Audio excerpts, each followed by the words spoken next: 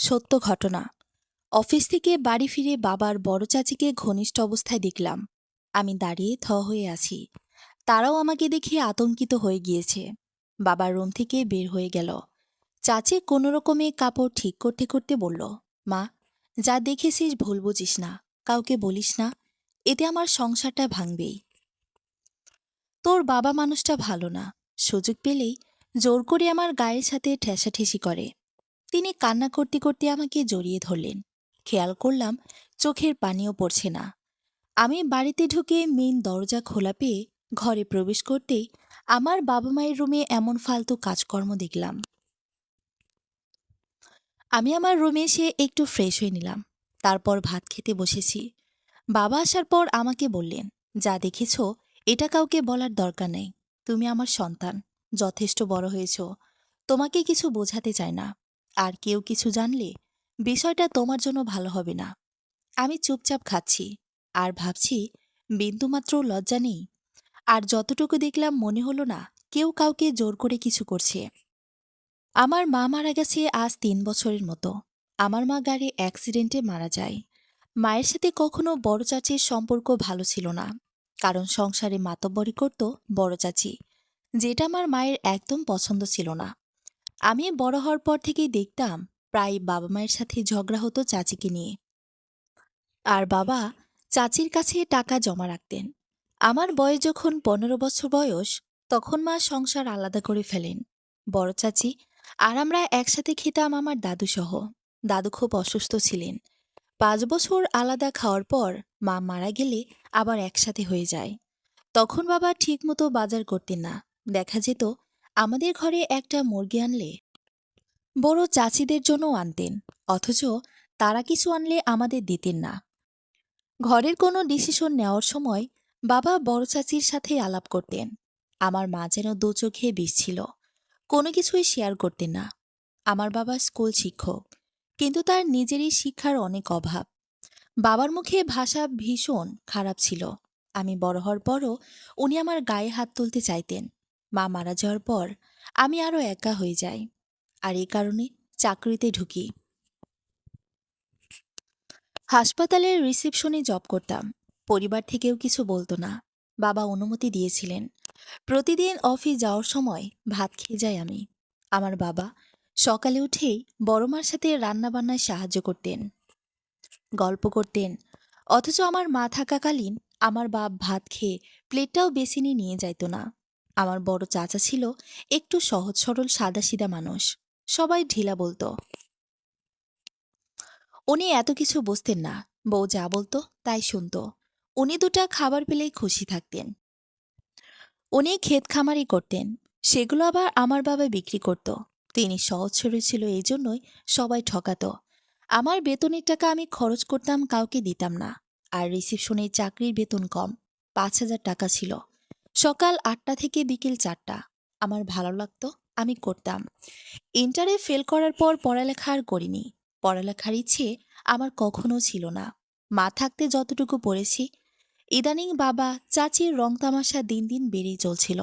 বাবার কোথাও সেভিংস নাই। যা কামাই সব সংসারের পেছনে আর চাচির পেছনে খরচ করে ফেলত। আমার চাচির বয়স ৪০, ৩ সন্তানের জননী। এত রং তামাশা কোথা থেকে আসে আল্লাহ জানেন। আমার মা মারা যাওয়ার পর আমার বাবার টাকায় ওনার বড় মেয়েকে বিবাহ দেন। আর মেজো মেয়ে হোস্টেলে থাকত। আর ছোট মেয়ে বেশিরভাগ সবসময় নানার বাড়ি থাকত। নিজের জামাই রেখে আমার বাবার সাথে বাজারে, ডাক্তারের কাছে যেত। আমার বাবার রুমে কোনো রকম নখ ছাড়াই এমনি ঢুকে যেত। বাবার সামনে ওনার গায়ের কাপড়ও ঠিক রাখত না। একদিন বড় চাচিকে বলি, আপনি আর বাবা বিয়ে করে নেন, তাহলেই তো হয়। উনি কেঁদে কেটে এক অবস্থা করেন। বলে, আমার জামাই থাকতে তোর বাপের কাছে কেন বিয়ে বসবো? পারলে তোর বাপরে আরেকটা বিয়ে করা, যা তা অবস্থা ঘরের। তখন আমি আমার বান্ধবীদের পরামর্শে ঘরে গেলে ওয়াজ ছেড়ে দিতাম।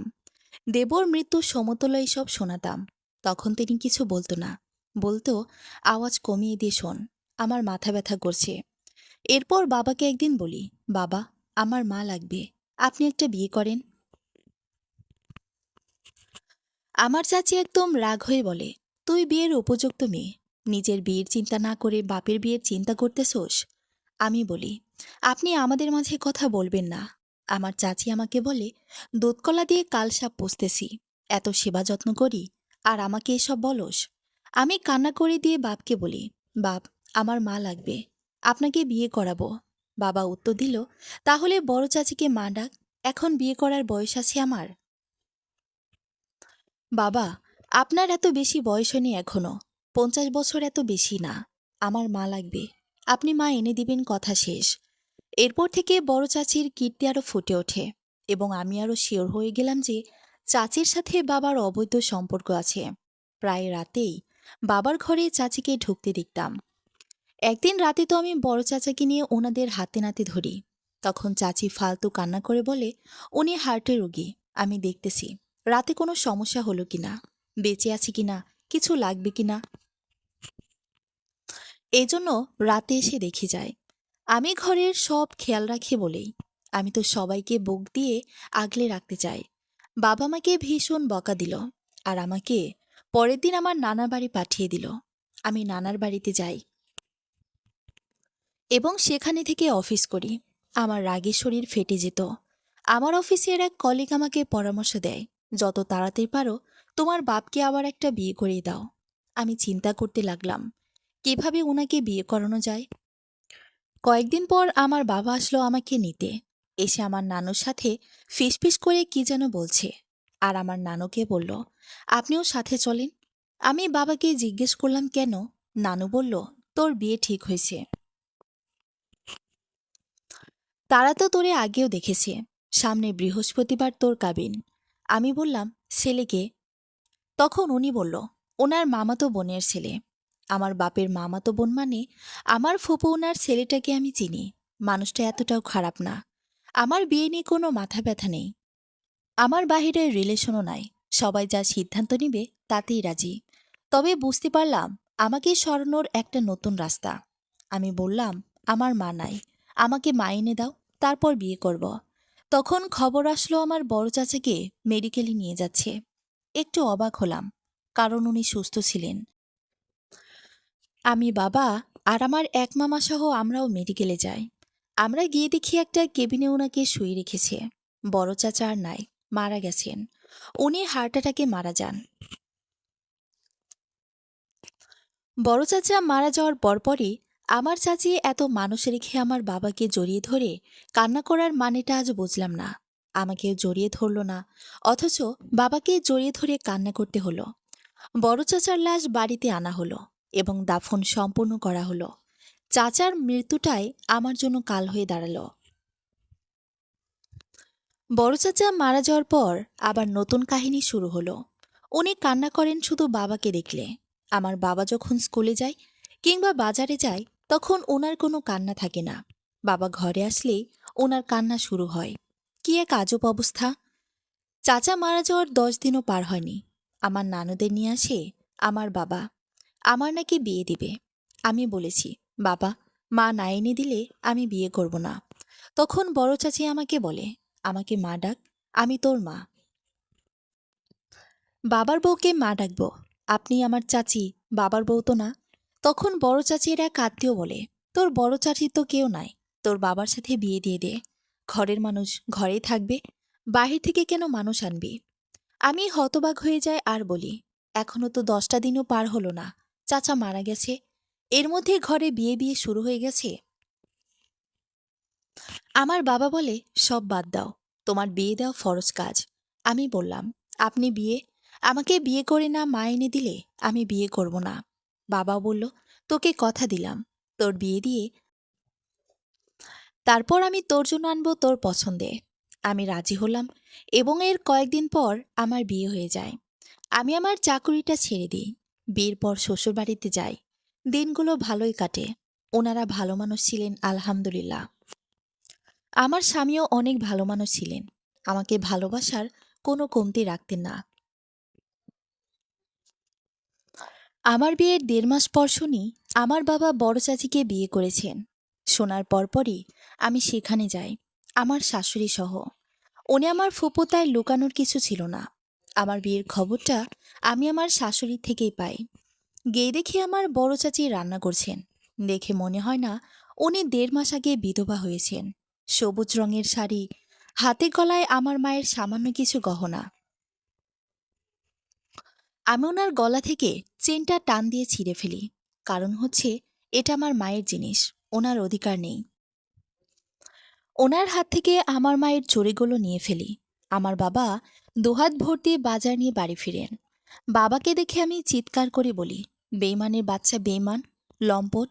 তুই আমাকে কথা দিয়েছিলি আমার পছন্দে বিয়ে করবি, আর তুই বিয়ে করছিস কারে? তোরা আকাম কুকাম করতি যে, তাতে তোদের হতো না? আমার বাবা আমাকে মেরে বাড়ি থেকে বের করে দেয় আর বলে, জীবনেও তোর চেহারা দেখতে চায় না। আমি প্রতিবেশীদের ডাকি নিয়ে আসি, সবাই ছিছি করছে। আমার বাবা তাদের বলে, আমার যা ইচ্ছে করেছে আপনারা বলার কি?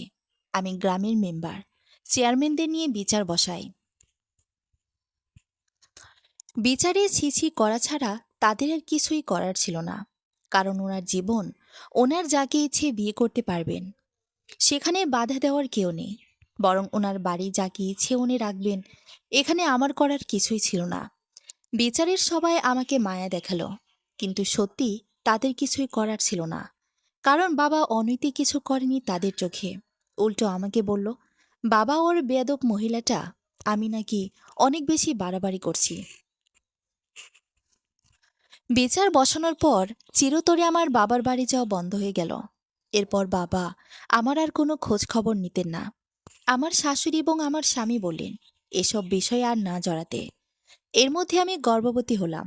আমার শ্বশুরবাড়ি অনেকে কানাঘুষা করত আমার বাবার বিয়ের বিষয়টা নিয়ে। ওটা গ্রাম ছিল, কিন্তু করার কিছু ছিল না। কিন্তু এই বিষয়টা নিয়ে আমার স্বামী বা শাশুড়ি কখনো কিছু বলেনি। আমি একটি ছেলে সন্তানের জন্ম দিই। আমার নানার বাড়ির সবাই দেখতে আসে। আমার বাবাকে খবর দেওয়া হয় নাতি হয়েছে, কিন্তু উনি দেখতে আসেনি। আমি অনেক আশায় ছিলাম হয়তো বাবা আসবেন, কিন্তু আমার বাবা আসেননি। আমার ছেলের বয়স যখন ৩ মাস, তখন জানতে পারলাম আমার স্বামী একটি বিবাহ করেছেন শহরে। আমার ছেলে হওয়ার পর থেকে আমার স্বামী আর শহরে যেতেন না। একদিন দুপুরবেলা ওনার বিবাহ করা মেয়েটা এবং কয়েকজন মুরব্বী সহ, বিয়ের কাবিন সহ ওনারা আসেন এবং বিষয়টা আমার স্বামী স্বীকার করেন। মেয়েটা ৩ মাসের গর্ভবতী। তিনি শহরে দোকান করতেন এবং উনি যেখানে বাসা ভাড়া থাকতেন, মেয়েটাও নাকি সেখানে বাসা ভাড়া থাকতেন। একদিন অনৈতিক কাজ করার সময় ওই বাসার মানুষজনের কাছে তারা ধরা খায় এবং আমার স্বামীকে আর ওই মেয়েটিকে ওরা অনেক মারে। পরে বিয়ে করিয়ে দেয় আর তারা ওখানেই সংসার করত। আমার স্বামীর সাথে তার সুখের সংসারই ছিল। তবে মেয়েটি আগে থেকে জানত আমার স্বামী বিবাহিত ছিলেন। আমি সেদিন কান্না ছাড়া কিছুই করার ছিল না। আমার স্বামী পায়ে ধরে মাপ চেয়েছিল আমার। মাপ চেয়ে হবেটা কি আর? কারণ যা হওয়ার হয়ে গেছে। আর মেয়েটাকে ডিভোর্স দেওয়ার পসিবল না, কারণ মেয়েটা এখন গর্ভবতী। পুরো জাতিটার উপরেই আমার ঘৃণা ধরে গেছে। মেয়েটাকে ঘরে ঢুকানো হলো। আমি আমার স্বামীকে রুম থেকে বের করে দিলাম এবং সেদিনের পর থেকে তার সাথে আমার আর কথা হয়নি। পরের দিন আমি আমার সবকিছু নিয়ে আমার নানার বাড়ি চলে আসি।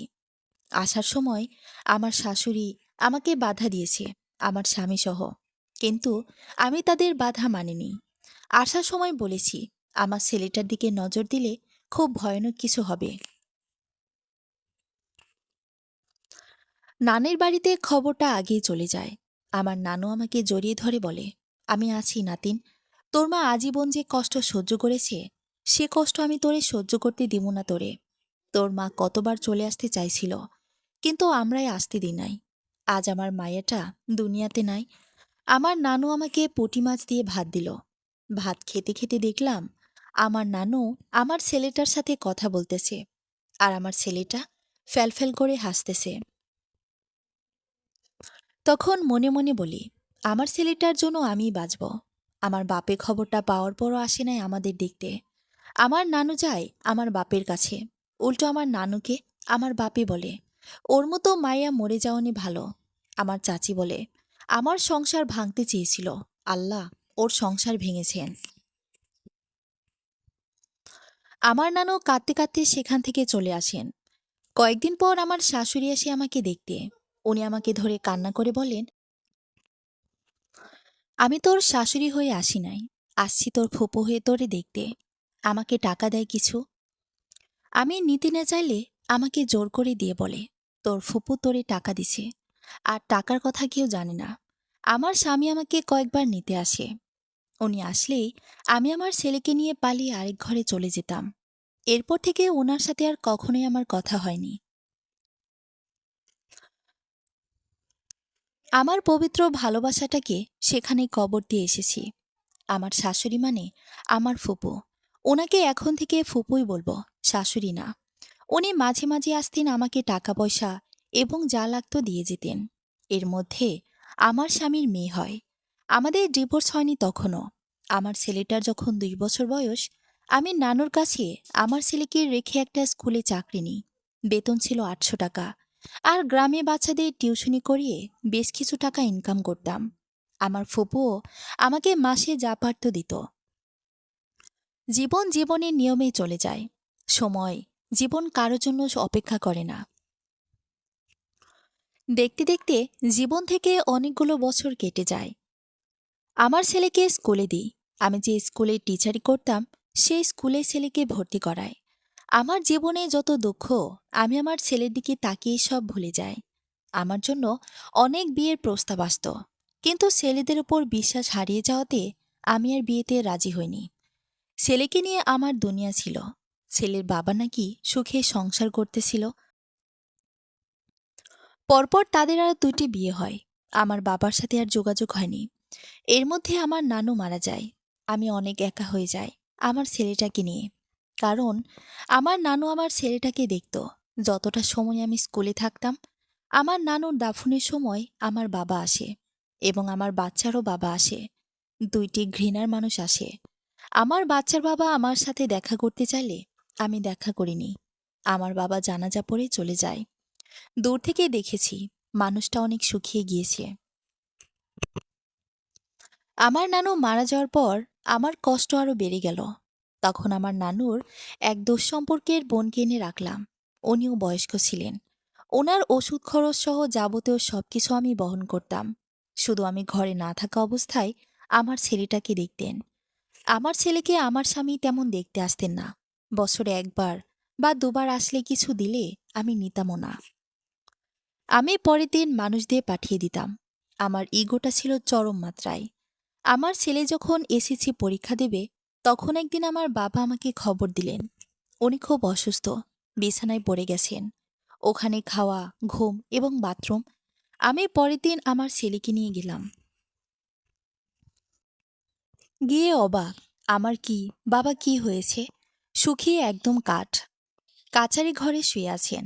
কাচারির এক সাইডে ওনাকে রেখেছে, এবং ওনার শরীর থেকে মলমূত্রের গন্ধের অবস্থা খারাপ, মারা যাওয়ার অবস্থা।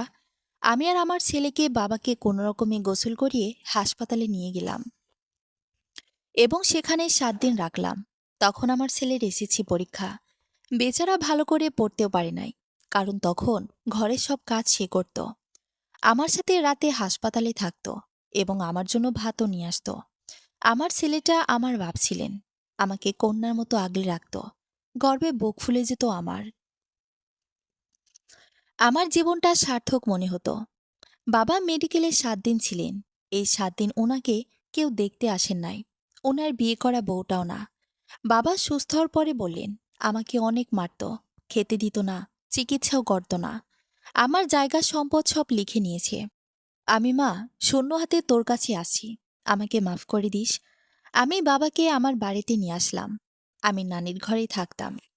নানির ঘরটাই আমার বাড়ি।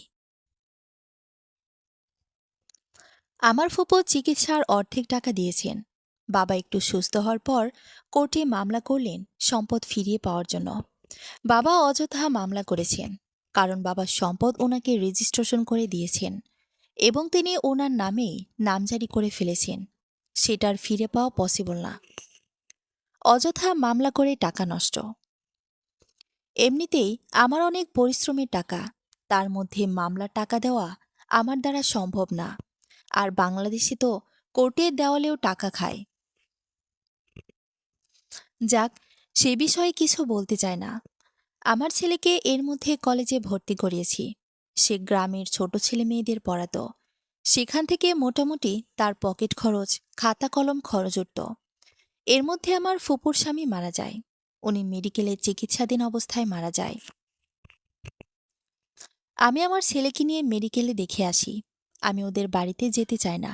তাই মেডিকেলে আমার ছেলের বাবা আর তার বউয়ের সাথে দেখা হয়। আমার ছেলের বাবা আমার ছেলেকে জড়িয়ে ধরে কান্না করে। আমাকে জড়িয়ে ধরতে চাইলে আমি বলি, গায়ে হাত দিবেন না, দূরে থাকুন। এটা বলে আমি এক সাইডে আমার ফুপুর লাশটা দেখেই চলে আসি। আমি একা চলে আসি। আমার ছেলেকে বলেছি লাশের পাশে বসে কোরআন পড়বে, জানাজা পড়ে তারপর বাড়িতে এসো। মা ভাত নিয়ে অপেক্ষা করব। আমি চলে আসি আমার বাড়িতে। আমার বাবা হাঁটতে পারে না, এজন্য যেতে পারে নাই। আমার বাবা তার কর্মকাণ্ডের জন্য খুব অনুতপ্ত। আমি বাবাকে বললাম, অনুতপ্ত হয়ে আর লাভ কি? যা হওয়ার হয়েছে। মামলার পেছনে আর দৌড়াদৌড়ি করে লাভ নাই। আপনি হাঁটতে পারেন না, অযথা আমার ছেলের কষ্ট। আমি বাবাকে ভাত খাইয়ে দিলাম। আমার ছেলে মাগরিবের পর ওর দাদাকে মাটি দিয়ে আসে। এসে গোসল করে বলে, মা ভাত দাও। আমি সারাদিন কিছু খাইনি। আমি বললাম, খাও নাই কেন? মা, তুমি বলেছে যে ভাত নিয়ে অপেক্ষা করবে, এই জন্য। আমি ছেলেকে ভাত দিলাম খেতে। আমার ছেলে ভাত খেতে খেতে আমায় বলল, আজকে আমাকে বাবা ডাকতে অনেক জোর করেছে। আমি ডাকিনি, কালকে আবার যেতে বলেছে।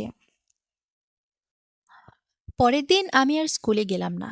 আমি ফুপোদের বাড়িতে ভাত পাঠাবো 20 জনের, এই জন্য আর যাইনি। আমি দুপুরের আগে আগে মুরগির ঝোল আর তিতা করলা ভাজি, সাদা ভাত রান্না করে ছেলেকে দিয়ে পাঠিয়েছি। আমি যাইনি, আমার যাওয়ার ইচ্ছেও নাই। এর মধ্যে শুনিয়ে আমার ছেলেকে তার দাদা কিছু জায়গা জমি লিখে দিয়ে গেছে। এটা নিয়ে আমার ছেলের বাবা আর তার বউ অনেক ঝামেলা করতেছে। আমি তখন বিষয় টেনে কিছু বলি না, চুপ থাকি। কারণ এটা আমার ছেলের হক। আমার ছেলে জোর করে আদায় করেনি, তার দাদা তাকে লিখে দিয়েছে। দেখতে দেখতে 2টা বছর পার হয়ে গেল। আমার ছেলে এইচএসসি পাশ করে স্কলারশিপ পেল জার্মানির।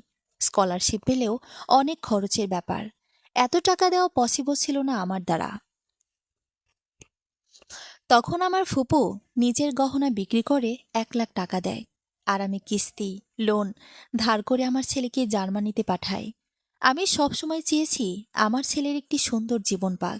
আমার ছেলেকে জার্মানি যাওয়ার আগে ফুটপাত থেকে কিছু সস্তা জামাকাপড় কিনে দিয়েছি। আমার তৌফিক ছিল না বেশি, এই জন্য। আমার ছেলে বিদেশ যাওয়ার দিন সকালে পান্তা ভাত আর সিমের ভর্তা দিয়ে খেয়ে বাড়ি থেকে রওনা হয়। আমি এয়ারপোর্টে সাথে যাই। দীর্ঘ 4 ঘন্টা বাসে করে গিয়ে বিমানবন্দরের রাস্তায় নামি। সেখান থেকে আমি আর আমার ছেলে 45 মিনিট হেঁটে এয়ারপোর্টের ভেতরে প্রবেশ করি। এয়ারপোর্টের সড়কে লোকাল বাসগুলো প্রবেশ করে না। আমার কাছে টাকা ছিল না একটা রিজার্ভ গাড়ি নেওয়ার। সেদিন অনেক কেঁদেছি আমি।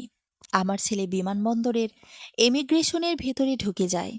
আর আমি 45 মিনিট হেঁটে আবার বাসে উঠে বাড়ি চলে আসি। বাড়ি এসে দেখি আমার বাবা নাতির জন্য একদম অসুস্থ হয়ে যায়। কাপড় চোপড়ে মলমূত্র ত্যাগ করে ফেলেছে। সেগুলো পরিষ্কার করে গোসল করে এসে ভাত খাইয়ে দিই বাবাকে। আমি ভাত খাওয়ার জন্য ভাত ছিল না। পরের দিন আমার স্কুলের এক টিচার আমাকে 100 টাকা দেয়, যেটা দিয়ে চাল কিনি আর বাজারে গিয়ে একটা দোকানদারকে জিজ্ঞেস করি আমার ছেলে ফোন করেছে কিনা। তখন বলে সকালে করেছে, সে পৌঁছেছে। আমি দোকানদারকে 20 টাকা দিই, কারণ তখন ফোন করলে 2 দিক থেকেই টাকা কাটে। আর বলি, ফোন করলে দয়া করে বলবেন আমি আপনাকে টাকা দিয়ে দেব। সে বলে, অবশ্যই বলবো। আমি যথারীতি পরিশ্রম বাড়িয়ে দিই, কারণ স্কুলের টাকা দিয়ে লোন পরিশোধ করা যাবে না। আমি স্কুল থেকে এসে রাত 8টা পর্যন্ত বাচ্চাদের পড়াতাম। আমার ছেলের জন্য কলিজা ছিঁড়ে যেত, কি অবস্থায় আছে, কি খাচ্ছে না খাচ্ছে। আমি দিনরাত আমার ছেলের জন্য দোয়া করতাম। আমার ছেলে বিদেশ যাওয়ার 7 মাস পর আমাকে ব্যাংকে 15,000 টাকা পাঠায়। আমি মোবাইলে ছেলেকে বলি, বাবারে টাকা কেন পাঠাইছো, তোমার খরচ আছে না? মাকে টাকা দিতে হবে না, তুমি নিজের খরচ নিজে চালাও। ছেলে আমাকে বলে, মা, আমি পার্ট টাইম চাকরিতে ঢুকছি, আমি যা পারবো পাঠাবো, তুমি নিজে অভাবে আছো। আমি ছেলেকে বলি, বাবা, আমার জন্য চিন্তা করো না, তুমি অচেন দেশে আছো, তোমার চিন্তা তুমি করো। মোবাইলে বেশি কথা বলতে পারতাম না, কারণ দুদিক থেকেই অনেক টাকা কাটত। আমার ছেলে বিদেশ যাওয়ার 3 বছর পর আমার বাবা মারা যায়। আবার বাবার মৃত্যুর খবরে ওনার তথাকথিত বউ দেখতেও আসে নাই। পরে আমার নানার বাড়িতে আমার মায়ের পাশে বাবাকে দাফন করে মাঝে মাঝে বাবা মায়ের কবরের পাশে দাঁড়িয়ে বলি, দুনিয়াতে তো একসাথে থাকাকালীন মন মালিন্য অনেক হতো, এখন কবরের পারে একসাথে আছো, ঝগড়া করিও না, তোমরা তোমরা জান্নাতে শান্তিতে থাকো। বাবা মারা যাওয়ার পর আমি একা হয়ে যাই। আমার স্কুলের প্রধান শিক্ষকের পদটা পাই আমি। দেখতে দেখতে জীবন থেকে 7 বছর পার হয়ে যায়। আমার ছেলে জার্মানিতে চাকরি পায়, ভালো একটা কোম্পানিতে।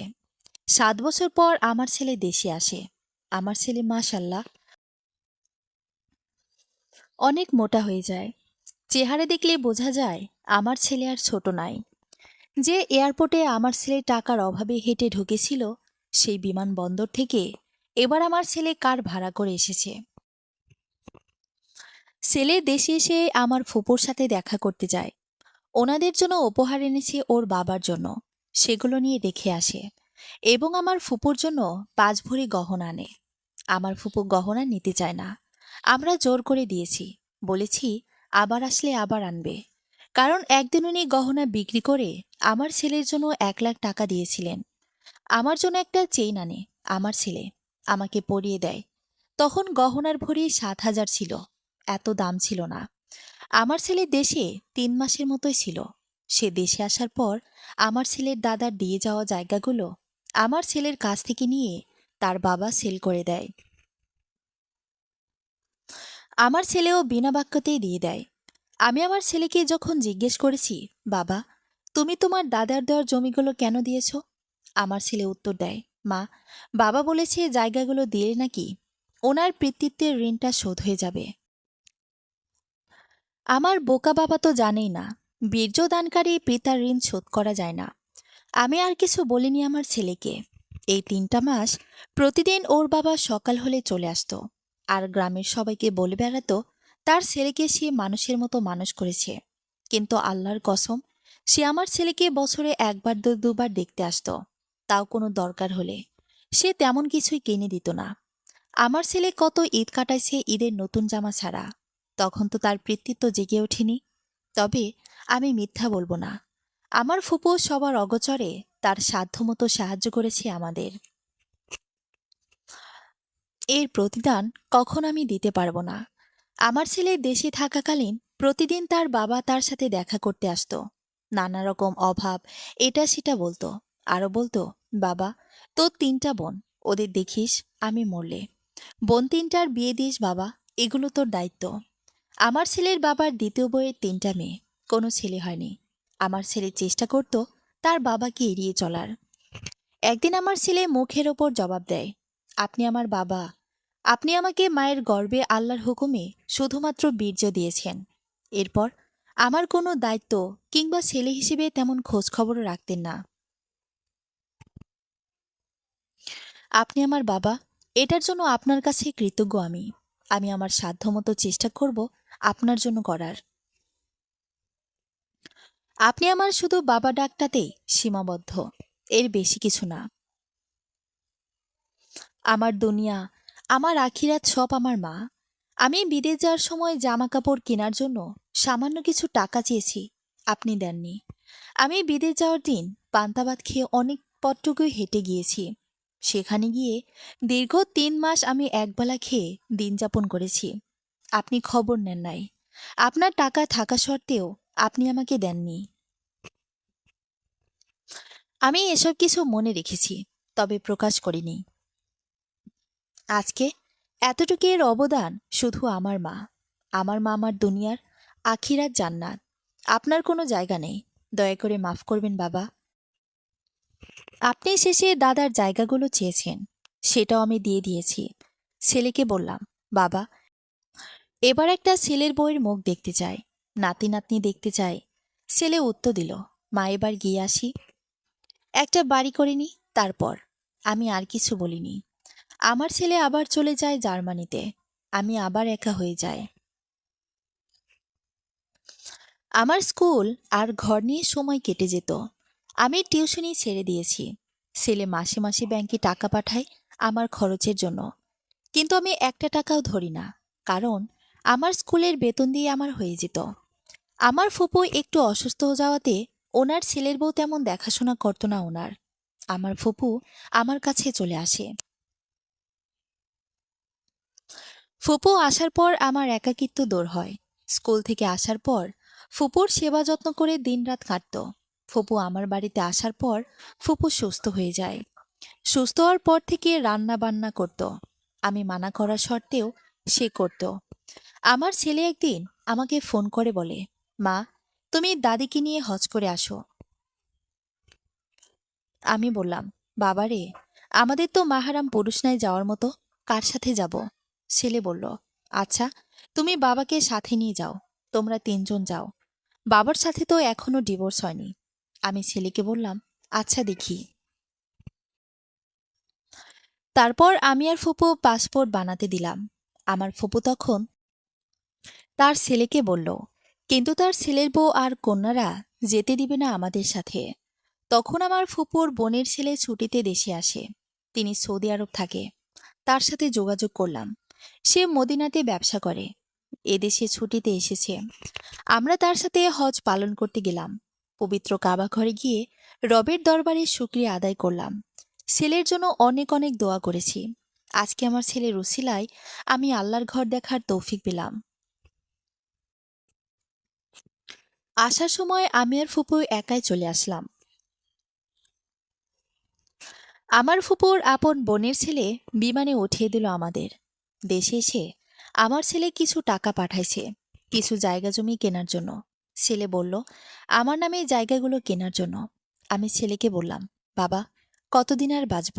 তোর নামে কিনি, তুই আর আমি তো একই। ছেলে ভীষণ রাগারাগি করল।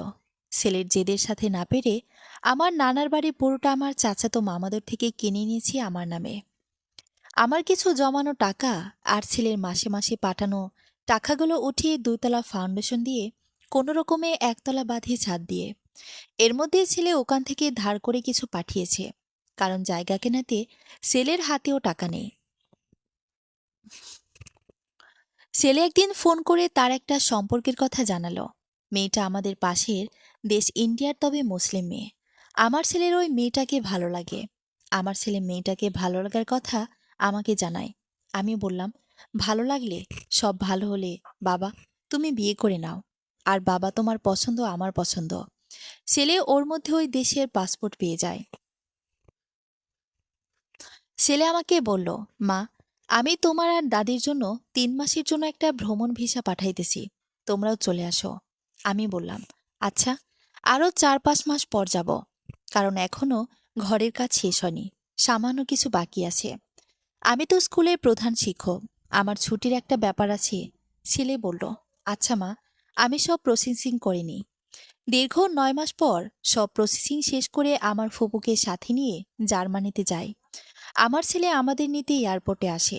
আমার ছেলেকে দেখে আমার যে কি শান্তি লাগে। সাথে ওই ইন্ডিয়ান মেয়েটাও আসে। মেয়েটা দেখতে ভীষণ মায়াবতী। আমার ছেলেকে আমি 15 মিনিট জড়িয়ে ধরে রাখি। আমার ছেলে যেখানে বাসা ভাড়ায় থাকে, বাসা ভীষণ সুন্দর, অনেক বড়। বাসায় এসে 2 রাকাত নফল নামাজ পড়ি আমি আর আমার ফুপু। কারণ আজ আল্লাহর দয়ায় ছেলের উছিলায় জার্মানির মতো একটা দেশে এসে নামাজ পড়তে পারছি। আমার ছেলের দাদিকে পেয়ে আরো ভীষণ খুশি। মেয়েটা সহ রাতের খাবার খায়। মেয়েটা চলে যেতে চাইলে তার বাসায় তখন বলি, থেকে যাও আমাদের সাথে। মেয়েটার বাবা মা কেউ নেই। জার্মানিতে আসার পর তার বাবা মা মারা যায়। দেশে শুধু তার 2টা ভাই আর একটা বোন আছে। বেচারার অনেক কষ্ট। বাবা মাকে সে দেখাটাও দেখতে পারল না। আমাকে মামা ডেকে পাগল বানিয়ে দিত। মেয়েটাকে আমার ভীষণ মনে ধরেছে। ছেলেকে বললাম, আমরা থাকতে থাকতে বিয়ে করে নে, ওর ভাই বোনের সম্মতি নিয়ে। তারপর মেয়ে আমাকে ওর ভাই বোনের সাথে কথা বলিয়ে দেয়, তারাও রাজি। তবে যা বুঝলাম, মেয়ে ব্যাপারে তারা এতটা গুরুত্ব দিতে রাজি না। একটা শুক্রবারে আমার ছেলের সাথে মেয়েটার বিবাহ হলো। আমি আর ফুপু এদেশে অনেক ঘুরেছি, খেয়েছি, শপিং করেছি। আমার ছেলে কিংবা ছেলের বউ যে কেউ সময় পেলে, ছুটি পেলে আমাদের নিয়ে ঘুরতে বের হয়ে যেত। আর মেয়েটা একটা কাজও করতে দিত না আমাদের। অফিস থেকে এসে কত রকমের রান্না করত তার হিসেব নেই। আমি মানা বকা দিতাম, শুনতো না। দেখতে দেখতে 6 মাস হয়ে যায়। আমরাও দেশে চলে আসি। তারা আসতে দিচ্ছিল না। আমার বৌমা দেশে আসার 7 দিন আগে থেকে কি কান্না! ছেলেকে বললাম, তাড়াতাড়ি দেশে আসিস বৌমাকে নিয়ে। আমি আর ফুপু দেশে চলে আসলাম। আমার জীবন পরিপূর্ণ। আমার জীবনে আর কোনো দুঃখও নেই। দেশে আসার পর আমার ফুপু আমাকে বলল, তুই আমার ডিভোর্স দিয়ে দে। এমনিতেও তোরা বহু বছর ধরে কোনো সম্পর্ক নাই, আর এটা কোনো সম্পর্ক না। তুই ডিভোর্স দিয়ে দে। আমার ছেলেও ফোনে বলল, মা, ডিভোর্স দিয়ে দাও। আমি উত্তর দিলাম, বাবারে, হজ করে সে ডিভোর্স দেব, মানুষ কি বলবে? থাকুক না এভাবে। ছেলে বলল, মা, এখানে কি আদৌ কিছু আছে? তুমি নিজে থেকে ডিভোর্স দিয়ে দাও। তারপর আমি নিজে থেকে এত বছর পর ডিভোর্স দিয়ে দিই। ডিভোর্স দেওয়ার পর উনি আমার ঘরে এসে আমার সাথে চিৎকার চেঁচামেচি করেছেন। আমি বলেছি, আপনার সাথে আমার আর কিছুই নেই। আপনার দ্বিতীয় বউয়ের মুখ যেদিন দেখেছি সেদিন আপনাকেই ত্যাগ করেছি। দয়া করে ঝামেলা বাড়াবেন না। ওনার কন্যারা এসে ওনাকে নিয়ে যায়। তারা অবশ্য খুশি হয়েছে ডিভোর্স হওয়াতে। কারণ যতটুকু সম্পদ আছে ততটুকু থেকে আমাকে আর ভাগ দিতে হবে না। এর মধ্যে খবর আসলো আমার বৌমা গর্ভধারণ করেছে। তবে সেটি জরায়ুতে না, টিউবে। অপারেশন করে টিউব কেটে ফেলে দিতে হবে। কোনো রকমে টিউব রাখা যাবে না। এর মধ্যে আরেকটি সমস্যা হলো, আমার বৌমার স্বাভাবিক বাচ্চা দানির টিউব একটি। সাধারণত মেয়েদের 2টি টিউব থাকে, তবে 100 জনের মধ্যে বা 2-1 জনের একটি টিউব নিয়ে জন্মগ্রহণ হয়। সেটা পুরোটা আল্লাহর প্রদত্ত ব্যাপার। আমার বৌমা মানসিকভাবে ভীষণ ভেঙে পড়েছে। এই বিষয়টা নিয়ে সে সুসাইড পর্যন্ত করতে চাইছে। আমার ছেলে আমাকে ইমার্জেন্সি টিকিট করে জার্মানিতে যেতে বলল। আমি কোনো রকমের 15 দিনের ছুটি নিয়ে আমার ফুপুকে নিয়ে জার্মানিতে চলে গেলাম। গিয়ে দেখি বৌমার অবস্থা খারাপ, কেমন শুকিয়ে গেছে আমার মায়াবতীটা।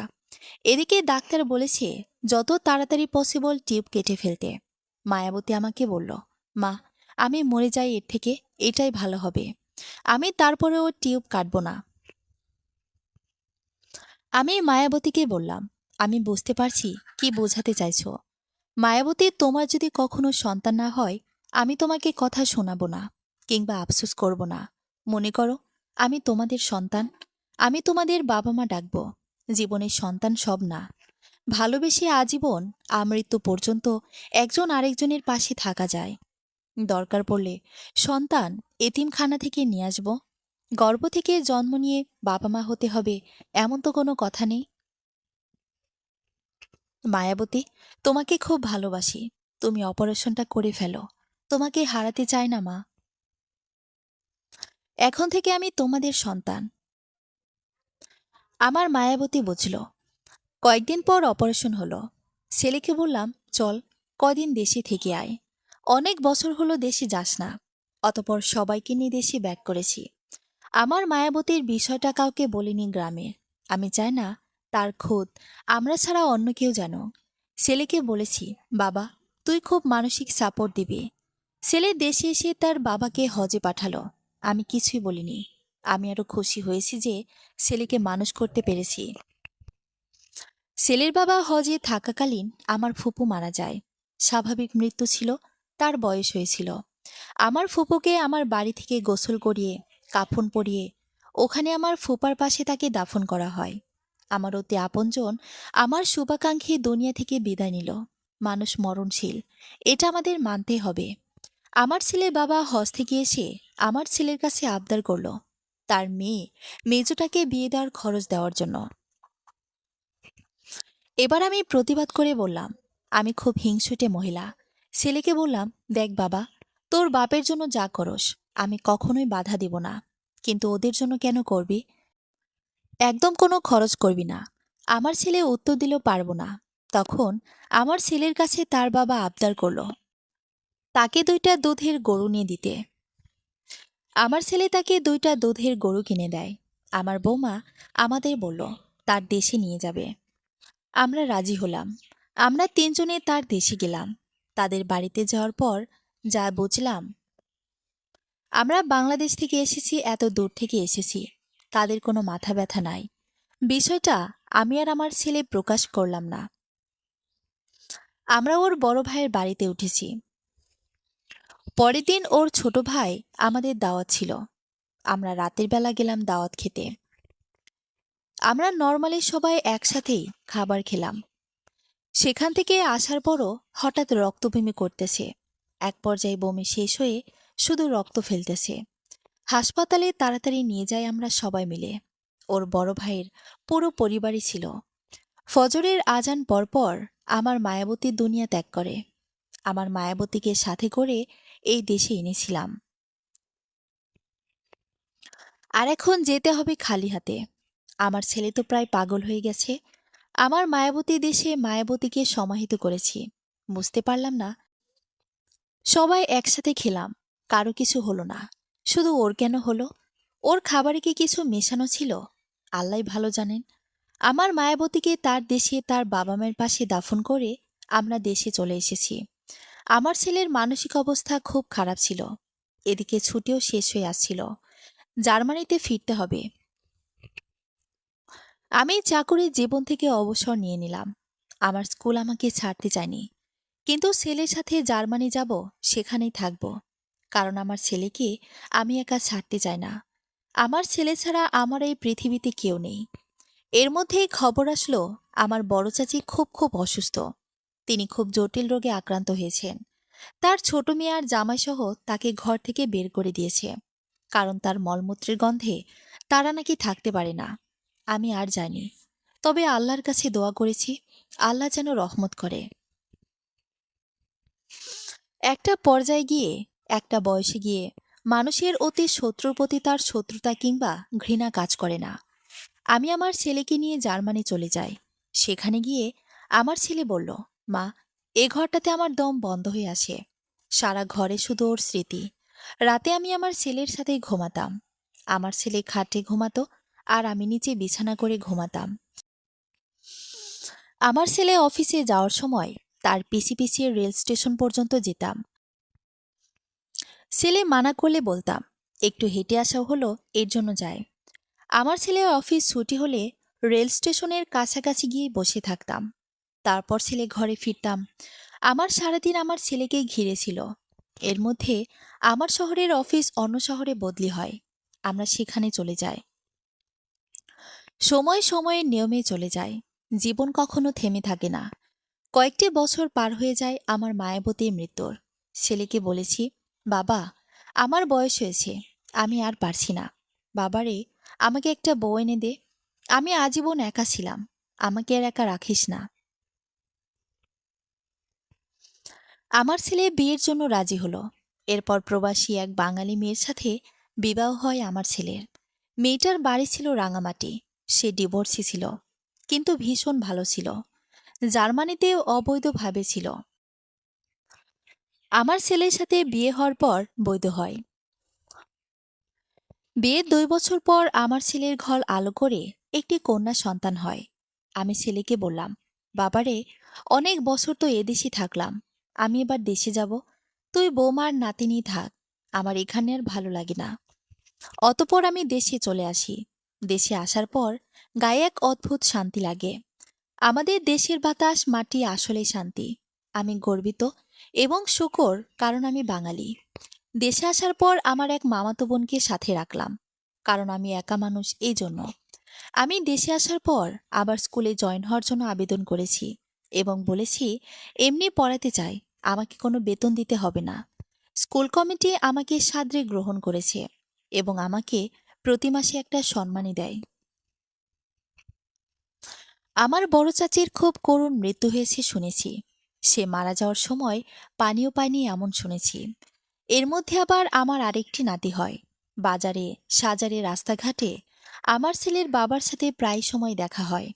আগে উনি আমাকে দেখলে এড়িয়ে যেত, কিন্তু এখন আমার সাথে কথা বলে, আমার খবরাখবর নেয়। আমার হাতে কিছু থাকলে সেটা বহন করে এগিয়ে দিতে চায়। আমি কিছু বলি না এবং পাত্তাও দিই না। আমার ছেলের বউ তার মেয়েকে নিয়ে দেশে এসেছে, আর ছোট ছেলেটাকে আমার ছেলের কাছে রেখে এসেছে। সে মাত্র 2 দিন দেশে ছিল। নাতনিটাকে আমাকে দিয়ে চলে যায়। বলে, মা, আপনি আপনার নাতনিকে মানুষ করেন, আমরা পারবো না। আপনার একাকিত্ব কাটবে। আমি অবাক হলাম। আমার নাতনিকে রাখতে চাইলাম না, কিন্তু বৌমা জোর করে রেখে গেছে। আমি নাতনিকে আমার স্কুলে ভর্তি করিয়ে দিয়েছি। একসাথে যাই, একসাথে আসি। মাঝে মাঝে নাতনির মাঝে নিজেকে খুঁজে পাই। নাতনি আমাকে দাদু ডাকা বাদ দিয়ে মা ডাকা শুরু করেছে। জীবন আমার এভাবেই কাটছে। জীবনে আমি সফল। আমি আমার আল্লাহ ছাড়া কারো কাছে মাথা নত করিনি। আমার জীবনই এখনো সমাপ্তি হয়নি। দোয়া করবেন, মিথ্যা দুনিয়াতে যতদিন বেঁচে আছি, আল্লাহ যেন আমাকে সুস্থ রাখে। সমাপ্ত।